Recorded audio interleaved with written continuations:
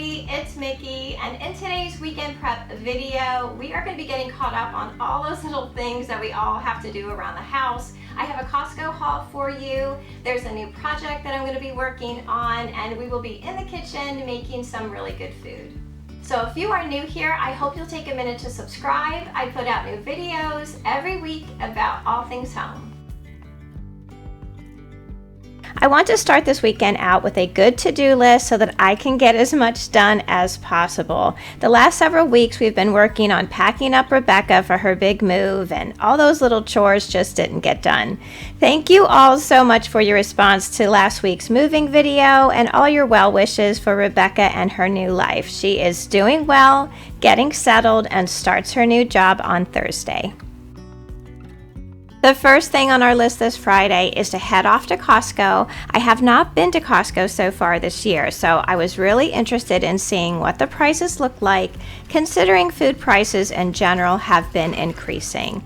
I have to say I was a little surprised that the prices seemed, at least to me, on most items to have remained the same, but I did see some price increases on those kinds of things that we use every day, like sugar, butter, olive oil. All of those seem to have gone up since the last time I was in Costco. I do buy a lot of chicken and salmon, and those prices seem to have remained the same.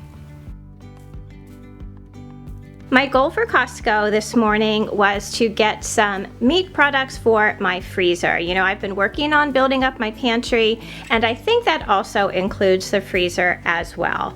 Now, I have a pretty good supply of meat in my kitchen freezer, but my little one down in the basement is pretty empty. So today I just picked up at Costco, I got these pork tenderloins. They were $14.80. That is pretty much what I pay at our regular grocery store for just one of these, and these are really delicious. We like to have these with roasted sweet potatoes and applesauce and Italian green beans. Then I also picked up a pack of Costco's chicken breasts. These freeze really well. I like the fact that you can just, cut them up so that they're already ready for your freezer, and they are portioned out, which is really great. I also picked up a package of salmon. This is going to be what we have for dinner tonight. This is the first Friday in Lent, and we really try to stick to that no meat on Fridays tradition. So I got a big piece of salmon. Now we're going to have this for dinner tonight, and then with whatever is left over, I like to make salmon salad for sandwiches tomorrow. And then I also got my favorite rotisserie chicken, a packet of that, so I can get some soups made for the freezer, which I love having soups in my freezer because it is a really quick meal. They defrost really quickly so that you can have a dinner on the table in as little time as possible. We also got a couple packages of nuts. We got some pecans and some almonds. I got my Pecorino Romano cheese. One of these containers lasts a really long time because I like to supplement it with Locatelli Romano.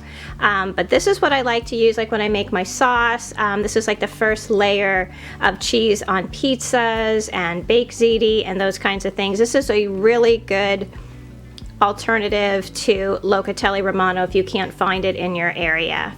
I also picked up a container of parsley. We were completely out of parsley. We got some oranges. Back there we got a big container of napkins. I also picked up a double bag of the little baby carrots. We eat these all the time for snacks during the day and, like with lunches and things like that. I got a large container of blueberries. I got a couple cans of the crushed tomatoes. I got some Pam cooking spray, and I think that Kirkland kitchen bags are really the best. I love that they come in this huge container, and I always like to have at least 2 of these on hand.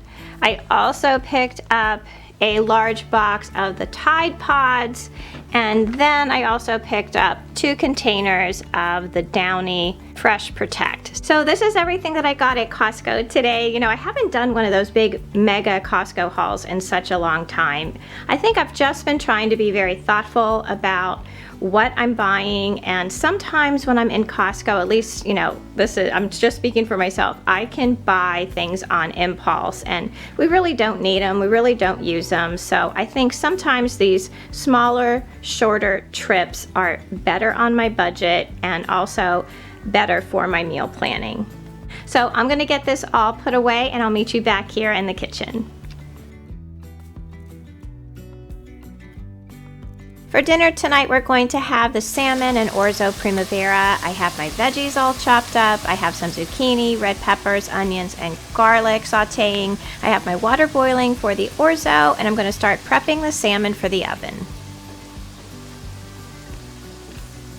You know, there are a lot of great recipes for salmon, but this one is my absolute favorite.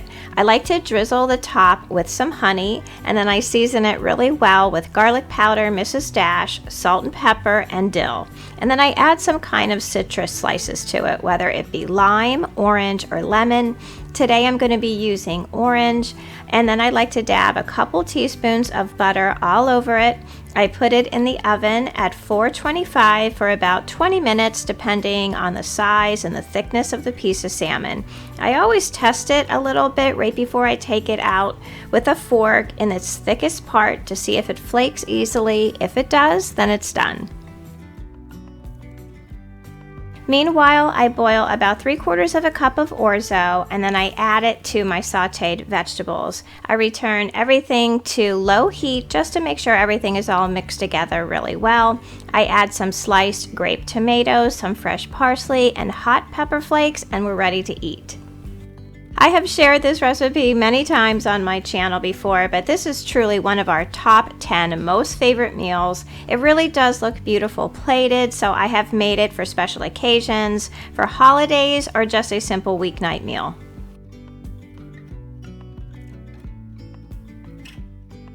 So Saturday morning starts with a ton of laundry. I love clean laundry, but man, I do not like to do laundry at all. I'll be home for most of the day today working on my new project, so I plan to get through the majority of the pile.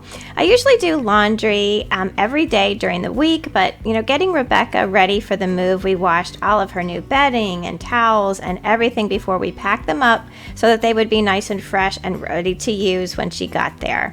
Once I get caught up, I think I'll be able to fall easily back into my daily routine to avoid these marathon laundry days. Yesterday, there was sun and there was rain, beauty in the mundane.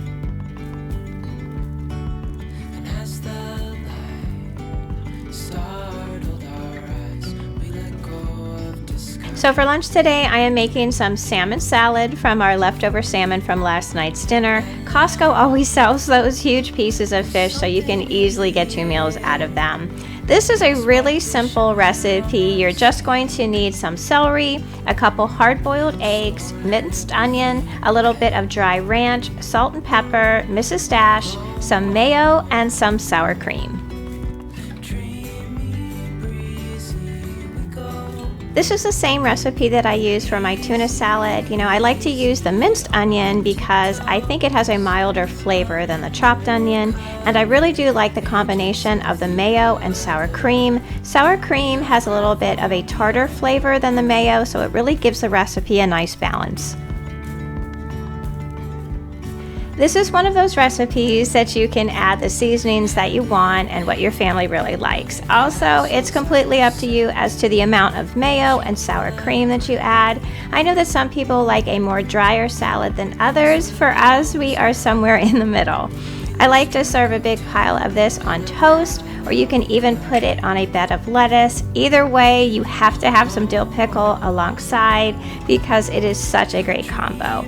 Today I'm also serving it along with some potato chips and carrots with ranch dressing. So we have come up to the craft room because I wanted to share with you guys the project that I'm going to be working on, and I hope to include it in some upcoming videos as well. So back in the day, I was a huge scrapbooker. I mean, I have probably scrapbooked my whole life. I taught classes at our local rec center. I taught classes in people's houses, you know, trying to get everybody excited about the idea of memory keeping. Now, the last few years, I have kind of fallen off of it. I think I just got really busy with teaching, and you know, the kids were getting older and we were just so busy. I just didn't have the time to devote to it. But I really want to get back into it because I'm very behind. And as you can see over there in the corner, I just printed out, oh my gosh, probably 500 photos from my phone so that I can start getting these things into books. And you know, before I lose the pictures, I wanted to make sure that I recorded them. So what I have done is I've made myself like a little scrapbooking corner here in the craft room. This is just a little table that I got on Amazon, and it's just a place to keep my projects so I don't have to clean it completely up and put it away and then drag everything back out when I want to work on them again. So since I have so many photos that I need to work on, I not only have about 500 photos there, but I have 6 boxes of photos that I have been collecting over the last couple years. Thankfully, I took the time to, you know, divide them and label them, so getting them into books shouldn't be too hard. But because I have so many photos, I needed a way that I can divide them and organize them to, you know, set them up for my books. So I headed out to Michael's because they had these photo cases on sale on Amazon and in Michael's. They run anywhere between, I think it was like $32 and $42, and so they're really expensive. So Michael's had them on sale for $14.99, I think, and what they are is a big photo safe case that is divided into 16 of these cases that hold 4x6 photos. Now you can divide them by person, by event, by year, whatever you need to, and it is really a great way to organize your photos. And for me, what I like to use these kinds of things for is to organize photos for layouts and for sections of books. So this was such a good price. I went ahead and I got myself 2 of these cases that I'm going to be spending some time organizing my photos into. Now I use primarily 2 different kinds of albums. The first albums that I use, and these are the ones that I have divided in for my kids by color, of course, are Creative Memories albums. I think I use Creative Memories exclusively for probably like 10 years. I love their albums. I think that they are beautifully made. And like the system that they have with page protectors and things, it really does keep your photos as safe as possible and acid-free as possible. And like my albums that I had put together, you know, like 20 years ago are just in as good of shape as they were when I did them. So I love Creative Memory albums. The other albums that I use a lot are by We Are Memory Keepers, and I like these because, let me bring it up on my standing desk here so you can get a better look at them. So I went ahead and put you guys up on the tripod so you can see a little bit better. So these are the We Are Memory Keepers albums, and I love them so much because they're so well made. This is a really nice like faux leather look cover to it. They have a label on the side that you can identify what album it is, you know, so you can see when it's up on a shelf. And the thing I like the most about these albums are the page protectors. Now, I always choose a 12x12 album. I just think that there's so much more, you know, landscape here that I take a lot of photos. I like to include a lot of photos. So this works out the best for me. So of course they have the large size page protector that fits your 12x12 cardstock, but they also have these other configurations that are really cool. This one is like 8 different slots, and the reason why I like these so much is you can take one of those slots and make, you know, put a little decoration in there. You can do a write-up about what's going on. You can have dates and those kinds of things, and then all you have to do is plug in the other photos and the page is done. You can really get a lot done in a short period of time, and that's really what I'm looking I'm looking to do because I have so many pictures. I'm so behind. I just want to make them as nice as I can and as quickly as I can. This album is one of my son's scouting albums. He is an Eagle Scout, so he went on all those big high adventure camps, you know, Philmont, Northern Tier, and all of those things. So we have a ton of pictures from those days, and I really like to include as many as I can because, you know, these are such great memories, and I think these kinds of things really make your kids who they are. So I think it's really important to create albums like this to really encourage them to try new things and to show them that they, you know, those kinds of things mean a lot to you. So if I'm not mistaken, I think these are the kind of albums that Becky Higgins uses in Project Life, but I can't be sure. You guys might know better than I, so leave me a comment down below if you know if that is the case or not. Be sure to let me know as well if this is something that you guys would enjoy seeing a little bit more of on my channel. I think we all do a little bit of scrapbooking, you know, in our own way. So let me know if this is something you guys would like to see. I would love to share it with you because, like I said, I really do think that these kinds of memory keeping is just so important to the family. So let me know in the comment section down below. So Sunday we are having our tried and true Crockpot barbecue chicken. I'm putting it on a little bit early today so that we can, you know, eat when we get hungry and have a little bit of a lazy afternoon. I like to season chicken really well when I put it in the crock pot because I think sometimes the flavors get a little bit diluted. So today I'm adding salt and pepper, Mrs. Dash, garlic powder, minced onion, and a little bit of dry ranch. Then I cover the top with a whole bottle of Sweet Baby Ray's hickory and brown sugar barbecue sauce.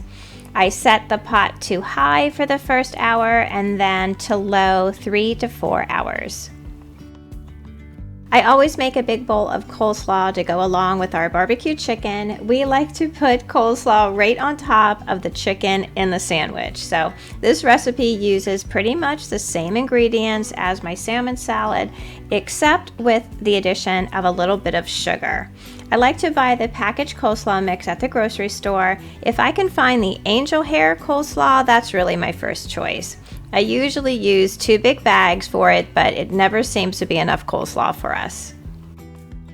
After everything is mixed up really well, I like to transfer it to a serving dish and get it in the refrigerator as soon as possible.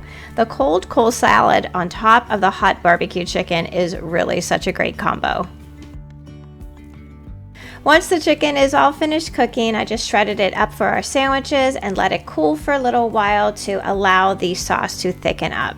You know, Sunday dinners don't always have to be fancy. I just served our barbecue sandwiches up today with a side of pretzels. We have had such a busy couple of weeks that taking a Sunday afternoon to just sit back and be lazy was really a gift.